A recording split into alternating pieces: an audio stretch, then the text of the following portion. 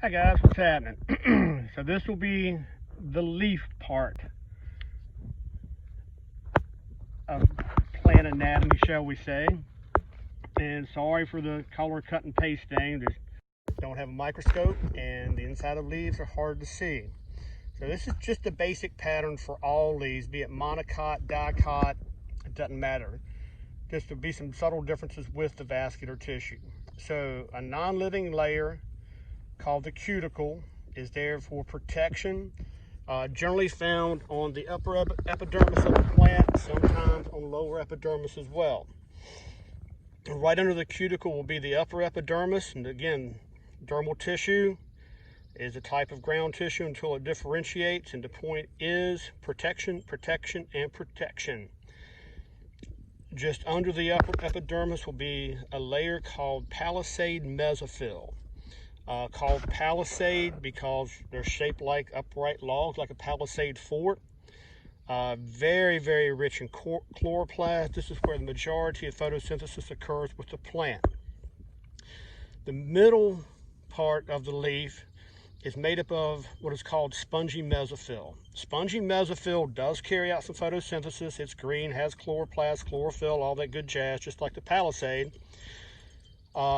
These dudes and the palisade started off life as parenchyma cells. The spongy mesophyll, some photosynthesis, but their major function is gas exchange and water exchange. So this makes sense where that's where the vascular tissue is going to be found inside this layer.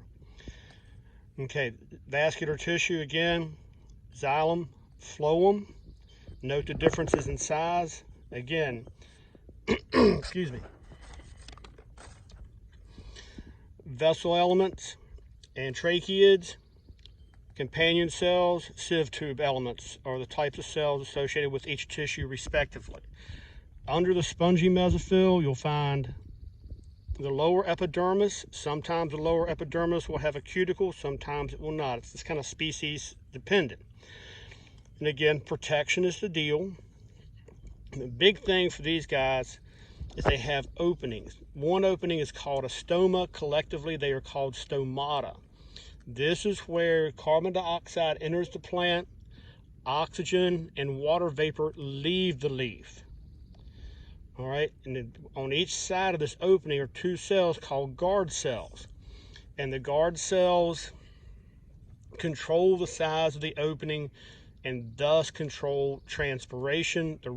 And one of the things that will affect the rates of photosynthesis are the openings here, as well as the amount of light.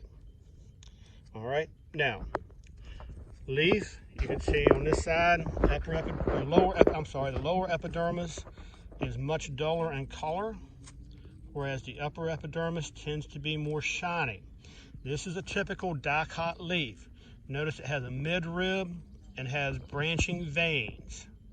In other words, bundles of xylem and phloem throughout it.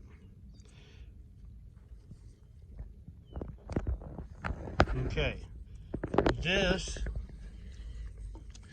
is a blade of grass and is a typical monocot style leaf. You can see the veins in this, again, the bundles of xylem and phloem are parallel in nature.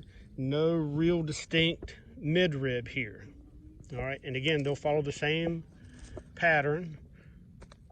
Duller on the bottom, a little bit more shiny on top. All right, that is the leaf. Thank y'all.